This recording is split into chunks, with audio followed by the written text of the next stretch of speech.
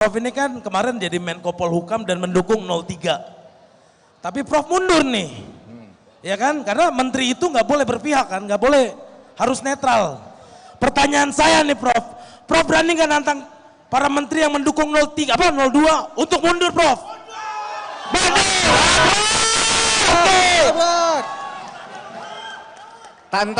Tantangan Anda saya teruskan sebagai tantangan juga pada mereka.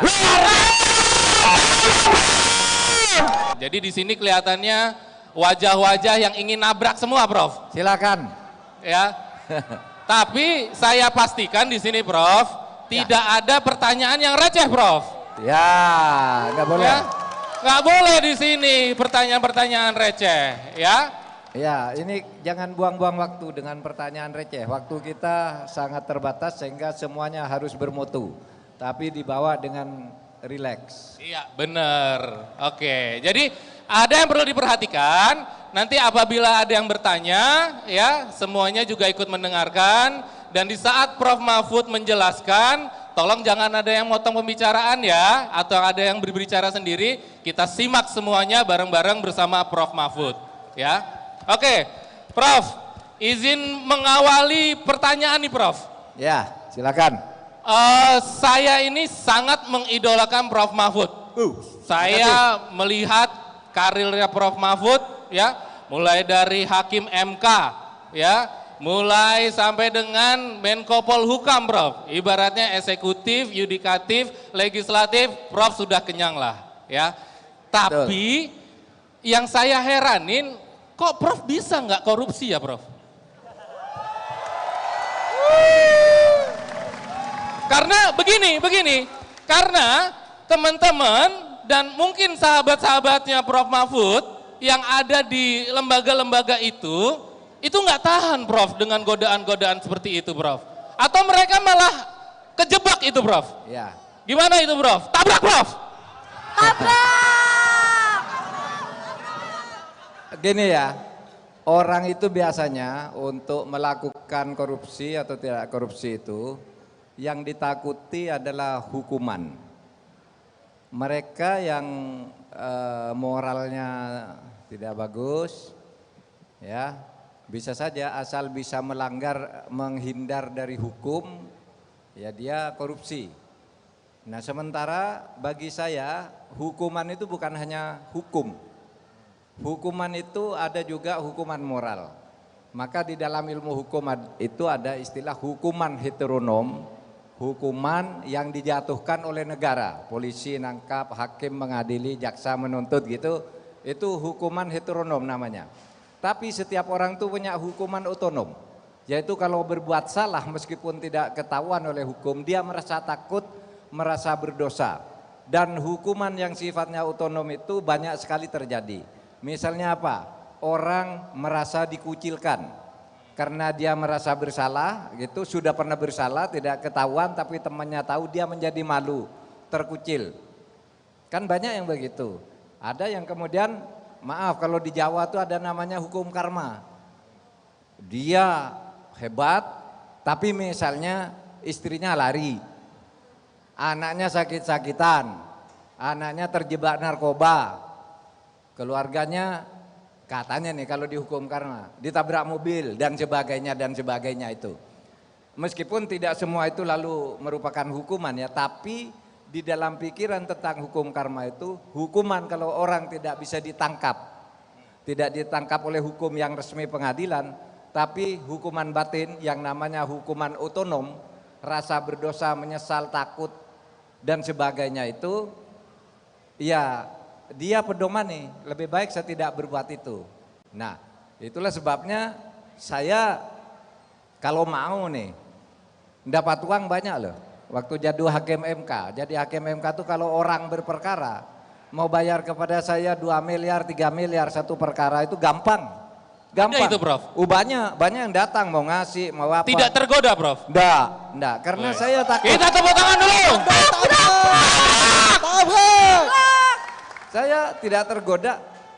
Untuk apa? Misalnya satu kasus orang bayar, ini tidak usah curang ya. Jadi hakim itu misalnya Abduh ya namanya ya. Iya Pak. Misalnya Abduh berperkara, dia menang sendiri.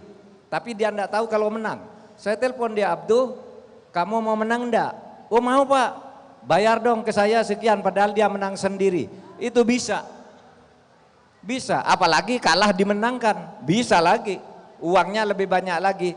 Tapi saya tidak pernah tergoda dengan itu karena saya takut pada hukuman otonom itu tadi. Meskipun saya... Tabrak, Prof. Tabrak! Mungkin, ya. Mungkin ada yang ditambahkan, Bila? Langsung aja karena penanya kita tuh banyak. Silakan, Langsung. Iya, mungkin dari sebelah kiri saya dulu, Prof. Oh banyak Iya. banget. Mbak, ayo Mbak, silakan Mbak. Iya. Ada mic? Boleh Mas Bagus. maju ke depan ke kursi Mas Bagus panas Kak. kayaknya di sebelah saya ada yang semangat banget pengen nanya nih, di sebelah sini nih. Oh gitu, yang dulu dekat kali dulu ya. deh. Siapa nih? Gimana? Yang dekat dulu ya Mbak ya? Mbak di sini Mbak. Iya. Sebutin nama ya, Mas. Jangan receh loh Mas. Assalamualaikum warahmatullahi wabarakatuh Pak. Waalaikumsalam. Warahmatullahi wabarakatuh. Nama saya Ahmad Azmi Firoz. Ahmad Azmi Firoz dari Universitas PTIQ Jakarta. PTIQ. Iya, Prof. Quran ya, ilmu Quran ya Mas? Iya. Oke. Prodi Ilmu Al-Quran dan Tafsir, termasuk juga dari tim pemenangan muda relawan DKI Jakarta. Ya. Saya ingin bertanya Prof. Aduh, gemeteran ini. Dipegang. Iya. Tertangkapnya Bapak Firly Bahuri sebagai Ketua KPK dengan dugaan pemerasan terhadap Syahrul Yassin Limpo merupakan indikasi lemahnya dan rapuhnya KPK. Apa gagasan Prof untuk KPK menjadi lembaga lebih independen, kuat, jaya, dan mengembalikan rasa kepercayaan publik terhadap KPK? Mantap. Mantap. Silakan Prof. Tabrak Prof. Baik. KPK itu pernah punya masa kejayaannya. Yaitu masa dulu awal-awal ada Taufikur Rahman Ruki, itu memulai gebrakannya, kemudian Antasari Azhar, kemudian sampai ke Agus ini, Agus Raharjo yang terakhir itu lumayan bagus. Nah sekarang ini KPK sama sekali tidak menunjukkan performa sebagai lembaga yang independen. Itu karena dulu memang undang-undangnya diubah, kemudian proses seleksinya juga kolutif. Sehingga kalau misalnya nanti Tuhan atas dukungan rakyat dan saudara Pak Ganjar dan saya diberi kepercayaan untuk menjadi presiden dan wakil presiden, undang-undang KPK akan kita revisi kembali. Tabrak. Kembali ke yang awal, bahwa itu lembaga independen tidak boleh dicampur oleh pemerintah dan tidak boleh ketua KPK itu hadir di dalam rapat kabinet karena itu orang luar, biar dia independen. Mantap Prof. Tepuk tangan dulu. Oke, Mas siapa tadi namanya Mas? Ahmad Azmi. Firoz. Iya. Mas Azmi, silakan Azmi. selfie foto bareng sama Prof Mahfud. Silakan Prof. Berdiri Prof. Ya, kamu dari situ, Mas. Ya. Ya, fotoin. Sini aja. Ya.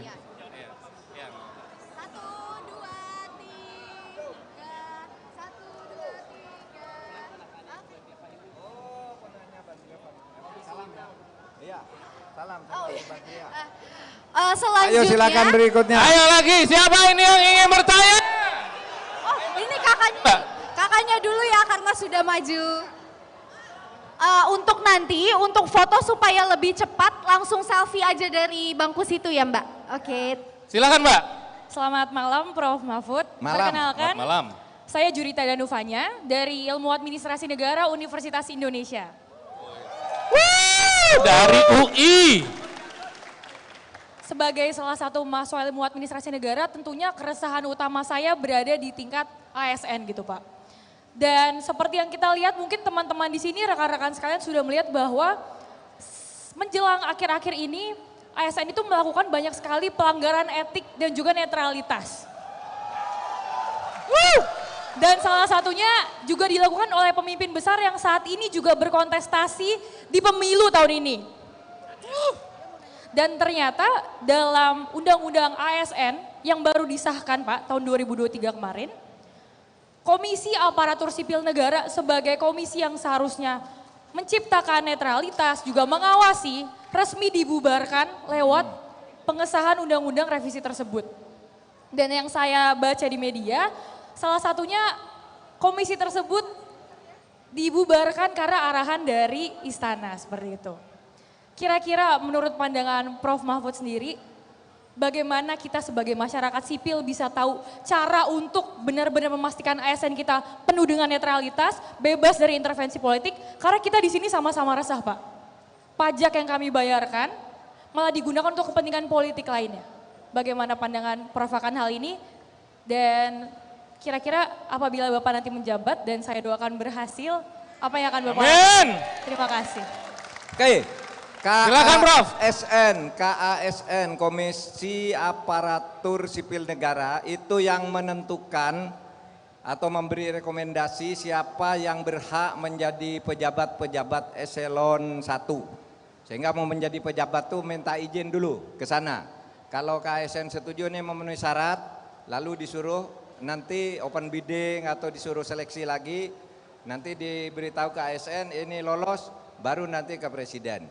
Nah itu sebenarnya KASN itu bagus. Maksudnya agar setiap pejabat negara yang akan menduduki jabatannya diselidiki dulu oleh KASN. Itu tujuannya. Tetapi di dalam praktek itu lalu banyak menghambat juga. Karena di situ orang perlu mengangkat pejabat, KASN belum memberi izin. Terkadang juga yang sudah didisposisi oleh KASN sudah jadi pejabat korupsi juga. Sehingga pada akhirnya daripada ini memperpanjang birokrasi, lalu pemerintah dan DPR sepakat sudahlah tidak perlu KASN. Sehingga di dalam undang-undang yang baru itu kemudian dihapus itu. Nanti kita cari alternatif lain.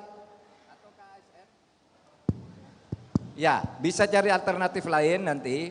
Yang penting nanti proses seleksi pejabat itu bisa objektif, ya, bisa akuntabel terhadap masyarakat, gitu. Karena sekarang nih jual beli jabatan masih banyak juga meskipun sudah ada ASN, katanya sudah ASN, tapi penentunya tetap orang-orang tertentu juga di kementeriannya. Meskipun ASN sudah setuju, menterinya tidak setuju, tidak bisa juga. Yang menentukan di tingkat menteri juga banyak kolusi-kolusi juga itu. Itu harus ditata ke depan. Sebagai mahasiswa administrasi negara, mudah-mudahan sebentar lagi kamu bisa ikut membantu negara menjadi pegawai di situ. Abra, terima kasih. Silakan kalau mau selfie, silakan. Silakan Juwita. Dari mana kamu Juwita? Kamu dari mana Juwita? Oh dari Tangerang, yuk. Sip. Tepuk tangan semua. Siapa lagi yang ingin bertanya? Sebelah sini nih, Ayo Mas. sebelah sini. Mana Bila? Hah? Oh ya Mas. Silakan Mas. Selamat malam Prof. Susah kali mau nanya ya. Prof, saya mahasiswa tapi tahun 98 Prof. Ya. Mantap! Saya termasuk yang kecewa dengan jalannya reformasi dibandingkan Cina. Sehubungan dengan pertanyaan yang pertama tadi, saya mau mendapatkan jawaban yang clear dari Profesor. Profesor pernah bicara mengenai perampasan aset. Nah, saya mau meniru mengenai China. 98 PM China, Zhong Rozin, itu mengeluarkan statement yang fenomenal. Berikan saya 100 peti mati, 99 saya akan berikan kepada koruptor, dan 1 untuk saya kalau saya korup. Kita lupakan koruptor lama. Tetapi berani nggak Prof? Setelah Profesor dan Pak Ganjar nanti berkuasa menjadi presiden dan wakil presiden, sejak itu siapapun yang korup, berikan hukuman yang paling mengerikan. Nggak laku Prof di Indonesia otonom, metronom atau apalah tadi itu. Hukuman mati untuk mereka semua. Tabrak! Biasa. Prof, tabrak. Silakan Prof. Tabrak Prof. Namanya siapa? Angkatan 98. Delon 9 Sianipar dong Prof. Delon Sianipar. Delon Sianipar Prof. Delon Sianipar ini mahasiswa angkatan 98. Tahun 98 Prof. Jadi tahun 98 jadi mahasiswa, ikut menjatuhkan Pak Harto. Baik, itu Cina juga menjadi referensi kita. Dan saya selalu mengatakan saya setuju koruptor itu dijatuhi hukuman mati. Wah, tabrak bro. Mantap. Tabrak! Sekarang pun bunyi undang-undangnya itu korupsi yang dilakukan dalam keadaan krisis bisa dijatuhi hukuman mati. Ini undang-undang yang berlaku sekarang. Ya, jadi bisa. Cuma karena syaratnya harus dilakukan dalam keadaan krisis itu, krisisnya itu tidak dijelaskan. Ukuran krisis apa? Kalau krisis ekonomi apa? Ya. Ukurannya apa? Gitu.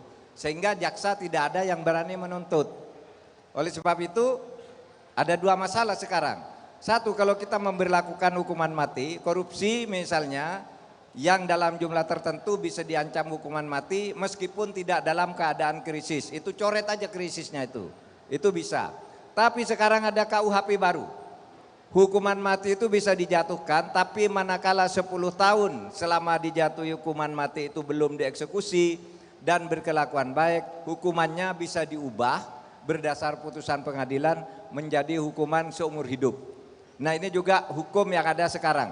Tapi mari semuanya kita tata ke depan. Pokoknya kita harus berantas korupsi ini sampai ke akar-akarnya. Karena korupsi inilah yang memang menyebabkan. Oke, Prof. Terima kasih. Makasih, Delon. Jadi satu lagi, Prof. Jadi hukuman mati untuk koruptor, masalah diskon nggak apa-apa, tapi hukuman mati untuk koruptor. Luar biasa. Tabrak, Prof. Mati untuk koruptor. Tabrak, Prof. Silakan Mas untuk berselfie dengan Prof Mahfud.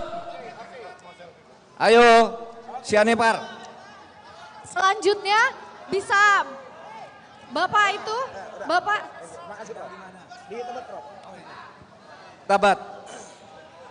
Wih. Tabrak, Prof! Tabrak, Prof! Tabrak! Saya sih nggak usah banyak-banyak ngomongnya ya, Prof ya. Prof kan Namanya udah siapa, muncul Mas? nih. Oh, Namanya? nama saya Domingus. Siapa? Dominus. Nama saya Domingus, dipanggil Domingus. Saya dari Priuk. Domingus. Jadi gini, Prof. Prof ini kan kemarin jadi Menko Polhukam dan mendukung 03. Tapi Prof mundur nih. Ya kan? Karena menteri itu nggak boleh berpihak kan, nggak boleh, harus netral. Pertanyaan saya nih, Prof. Prof berani nggak nantang para menteri yang mendukung 03 apa 02 untuk mundur, Prof?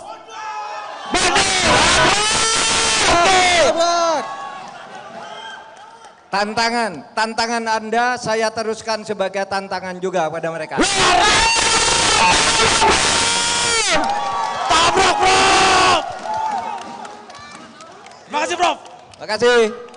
Domingus. Terima kasih Mas Doms. Siapa lagi? Mbak Bila mungkin bisa dibantu? Ini. Oh ya, sini, Kak. sini. Kak. Iya. Sini. Mana HP-nya? Sini. Oh ya udah. Oke, nggak apa-apa. Sini dulu Pak, ya. Iya. Yang belakang ini dilihat. Oke, siap. Yang belakang sudah tidak tahan untuk menabrak juga ini, Prof. Yuk, perkenalkan. Silakan Mbak. Namanya dengan siapa Mbak? Nama saya Isaura Seralin. Panggilannya siapa Mbak? Panggilan saya Ola. Saya Ola. dari Universitas Trisakti angkatan 2023. Dari Trisakti. Dari Trisakti, Prof. Pertanyaan saya sama Prof Mahfud, apa pandangan Prof Mahfud mengenai politik dinasti yang saat ini dibicarakan banyak orang? Tentang politik Seperti dinasti. yang kita tahu, pada periode Bapak Joko Widodo, Presiden RI kita yang terhormat, dia disinyalir melakukan politik dinasti karena anaknya, menantunya, hingga iparnya dinaikkan hingga memiliki jabatan yang mana masih banyak orang yang berpotensi untuk menempatkan jabatan tersebut. Apakah sah-sah saja ketika kita menjadi pemimpin tertinggi di Indonesia melakukan politik dinasti tersebut? Terima kasih. Ya. Mantap, tabrak Prof. Tepuk tangan.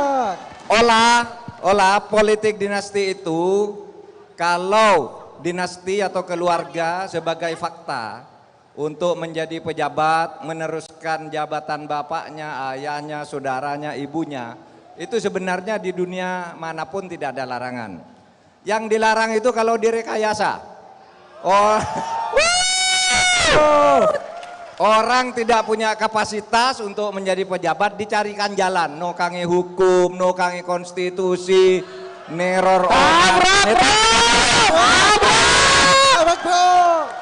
Kalau keluarga mau menjadi pejabat itu Indira Gandhi, ya kan? Mahatma Gandhi ke Indira Gandhi, ke Rajiv Gandhi, ke istrinya lagi Sonia Gandhi, tidak apa-apa. Di Amerika juga sama. Di Bush dan Kennedy sama, di mana-mana boleh. Di Pakistan dulu Benazir Bhutto dengan ayahnya Ali Bhutto, boleh. Tetapi anaknya tuh memang hebat-hebat. Bukan karena dikatrol, bukan karena menolak hakim hukum. Oke.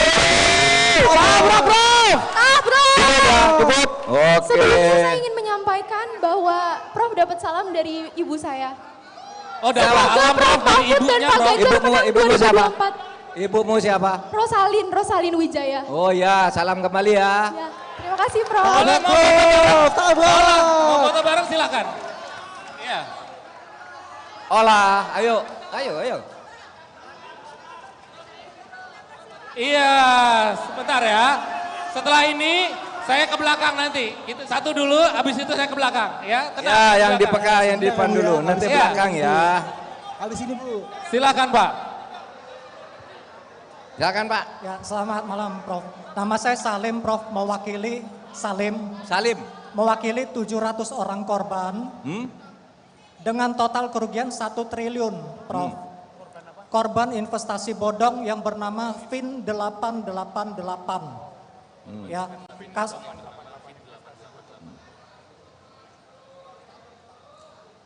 Ya, Oke. Kasusnya sudah masuk pengadilan, Prof. Ya. Tapi pelaku utamanya lolos. Yang kena di penjara 2 tahun itu tangan kanannya, Prof. Nah, jadi pakar TPPU Ibu Yanti Ganarsi itu sudah jadi saksi ahli di pengadilan, Prof. Tapi pelaku utamanya masih lolos. Jadi latar belakang investasi bodong ini, jadi kalian belajar juga ya, jangan sampai tertipu. Nah, jadi investasi Yang singkat aja Pak. Ya. Poinnya aja Pak. Uangnya dipegang oleh orang Indonesia, Prof. Inisial namanya TJ. Orang ini lolos, Prof. Lolos dari pengadilan. Alasan lolosnya kurang bukti. Gitu. Broker atau pialangnya itu ada di Singapura, Prof. Iya. Ini pertanyaannya Pak. Pertanyaannya, apakah bisa, Prof, orang ini dijerat supaya uang kami bisa kembali, Prof? Tolong kasusnya diperhatikan lagi, Prof. Itu perusahaan yang perusahaan investasinya itu legal apa enggak? Dia pialangnya dari luar negeri, berarti tidak legal. Oh, tidak legal. Ya. Oke. Ini sudah putusan pengadilan. Tabrak Prof. Ya. Tabrak. Putusan pengadilan, kita harus baca kasusnya seperti apa, kok bisa lolos gitu ya. Jadi yang terpenting kalau mau investasi juga hati-hati. Hati-hati supaya jelas dulu ini siapa yang mengelola dana ini. Karena yang seperti ini banyak. Yang sampai 104 triliun itu Indosuria. Lalu ada PT Inti Dana di Semarang. Lalu ada lagi di Surabaya, di mana-mana hati-hati kalau investasi. Tapi tentu saja orangnya bisa diburu kalau memang melakukan tindak pidana seperti itu. Cuma sekarang, nah pengadilannya ini seperti apa? Prinsipnya kalau hukum setiap kejahatan bisa ditangkap, bisa diadili, bisa dibawa ke pengadilan. Tapi kasusnya seperti apa, pembuktiannya seperti apa, itu nanti pengadilan yang akan meneliti. Gitu Pak? Oke. Ya silakan Pak, kalau ingin berfoto, berselfie. Iya yang di belakang. Pilih yang mana nih? Ini. Iya. Ini yang di belakang Prof.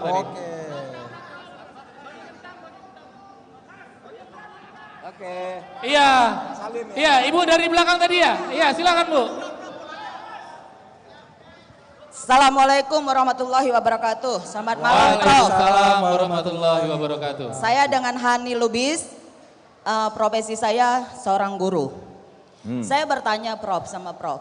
Selama ini, ya kan, keadilan atau hukum itu hanya tegak ke atas tumpul ke bawah.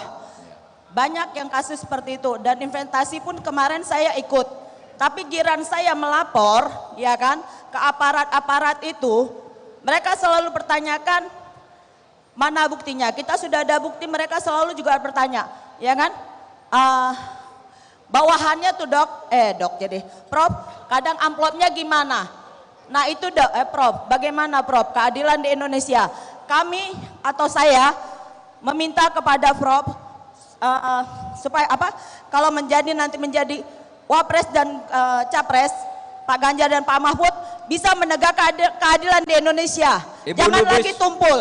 Ibu Lubis siapa Terima kasih. namanya tadi? Hani Lubis Pak. Hani Lubis. Hani Lubis, tabrak bro, kita beri tepuk tangan dulu. Saudara ini serius. Hukum kita tumpul ke atas, tajam ke bawah.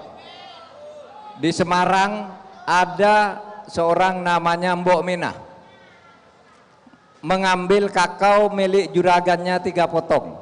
Harganya Rp200 satu, bukan Rp200.000, Rp200 satu. Diajukan ke pengadilan dan dijatuhi hukuman karena mencuri kakao milik majikannya. Sementara di atas itu banyak orang korupsi triliunan bebas. Banyak orang pejabat melakukan penyalahgunaan wewenang bebas. Itulah sebabnya dikatakan hukum ini ke atas tumpul, ke bawah tajam. Nah saudara, ini persoalan kita dan ke depannya ini harus diakhiri. Hukum itu harus berlaku sama. Hukum harus tegas. Tabrak Prof. Hukum ke atas harus tegas tanpa pandang bulu. Siapapun yang melakukan pelanggaran hukum harus ditindak. Melakukan mafia-mafia misalnya, saudara. Sekarang ini orang sudah bukan rahasia lagi, orang mau investasi harus bayar secara diam-diam kepada saudaranya yang memberi izin. Yang pemberi izin pejabatnya punya perusahaan di sana, kalau ada orang minta izin usaha pertambangan misalnya, oke, saya setujui, atau usaha apa gitu ya, gitu setujui, tapi nanti di sana kasih saham sekian dan seterusnya dan seterusnya. Itu sebabnya korupsi sekarang ini, status kita, indeks persepsi kita tahun ini stagnan, tetap skornya hanya 34, tapi rankingnya turun dari 110 menjadi 115. Karena pejabat-pejabat kita itu banyak melakukan korupsi karena konflik of interestnya besar. Baik di DPR, baik di birokrasi pemerintah, baik juga di pengadilan. Nah kedepannya ini kita tata ini. Banyak juga pertambangan itu, mafia tambang ilegal, ya, tambang ilegal, itu di backup oleh aparat, oleh oknum aparat. Katakanlah oknum, meskipun itu aparat kita sebut oknum, karena kalau masuk ke pengadilan lalu nama orangnya. Nah sementara di bawah tidak mendapat perlindungan. Ada orang punya tanah secara turun-temurun, tidak pernah menjual tanahnya, tiba-tiba tanah itu sudah dikuasai oleh pengembang. Tanahnya dirampas, orangnya diusir, dia tidak pernah jual tanah itu. Tahu-tahu pengembang itu udah punya sertifikat atas nama tanah itu. Sudah ada tanda tangan BPN, tanda tangan bupati, lurah, notaris dan sebagainya. Ketika orang ini mengadu ke pengadilan malah dia yang dihukum. Oleh sebab itu kedepannya hukum ke atas harus tajam, ke bawah harus memberi perlindungan.